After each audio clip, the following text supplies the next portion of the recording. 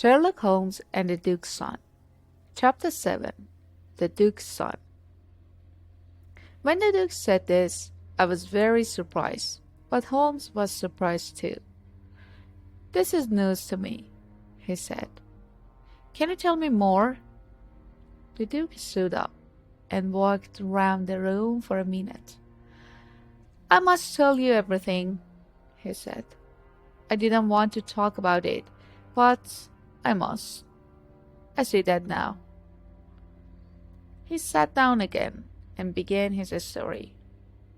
"When I was a young man, Mr. Holmes, I was in love. Oh, so much in love.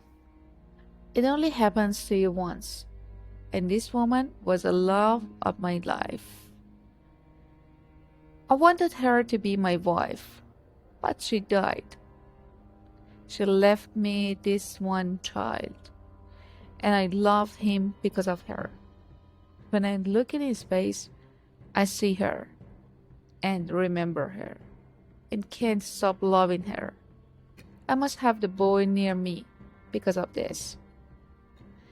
But a government minister cannot tell the world about a love child like this.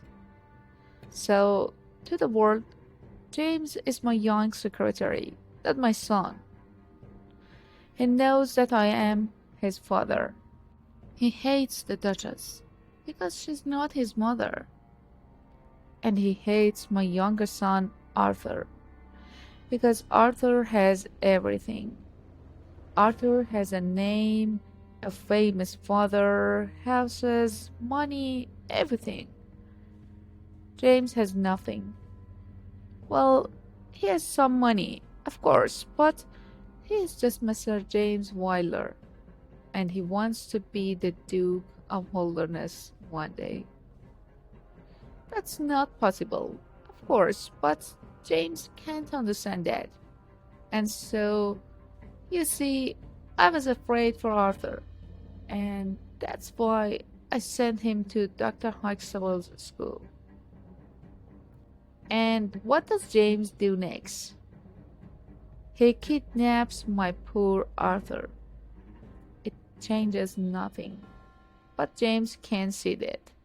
He wants me to say, "Yes, James, now you can be my first son.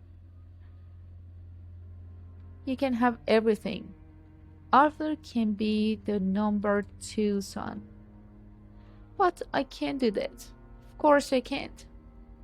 James knew this man Hayes. You see, because James worked for me once.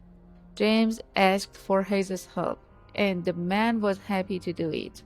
You remember my letter to Arthur on that last day? Well, James opened the letter and put in a note from him. That evening he cycled across the moor and met Arthur in Ragged Shaw. He talked about the Duchess, Arthur's mother. "She wants to see you," he told Arthur. "She's waiting on the moor.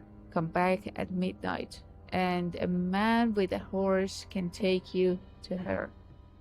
Of course, poor Arthur wanted to see his mother, so he came. Hayes was there with 2 horses, and they rode across the moor. But the German teacher followed them, and Hayes killed him.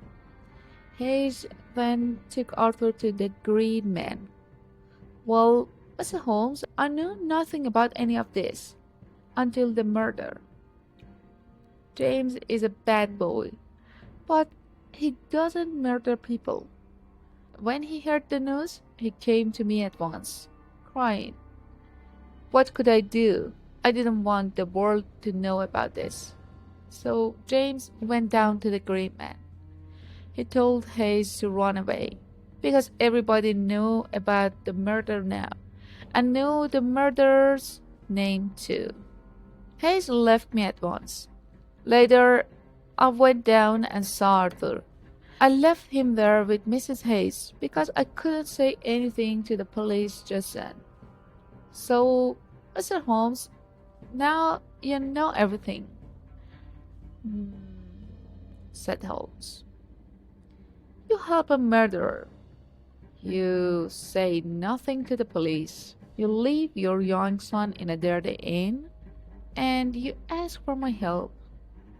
People never spoke to the Duke of Holderness like this usually. His face was red, but he said nothing. First, said Holmes, we must bring Arthur home. Yes, the Duke said quietly. Holmes quickly wrote a note and took it out of the room. A minute later he was back. Now, what are you going to do about Mr. James Boiler? He said. I understand you, Mr. Holmes, said the Duke. James is leaving me and going to Australia next week. Good, said Holmes. And the Duchess? Perhaps without James in the house, you and she. Yes, I wrote to the Duchess this morning. Holmes stood up. Well, he said, Watson and I can go home now, I think. There's just one other small thing. This man Hayes took 2 horses across the moor, but the horses' feet made the tracks of a cow in the mud. How was this possible? The Duke looked surprised and thought for a minute. Then he went away and came back 2 minutes later with a glass box in his hands. In the box were some horse shoes. We found these shoes under the ground in the garden, said the Duke. They are about 500 years old, we think. The Holderness family has a long and interesting past.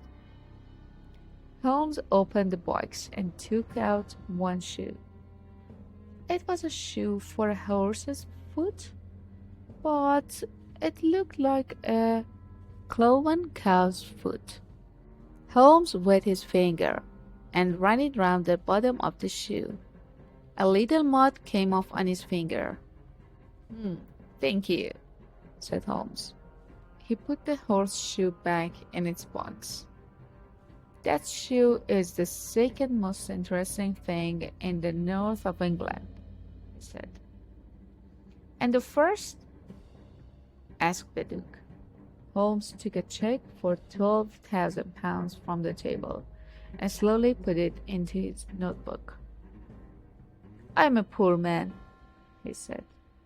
He looked lovingly at the notebook, then put it carefully in his pocket. End of chapter 7.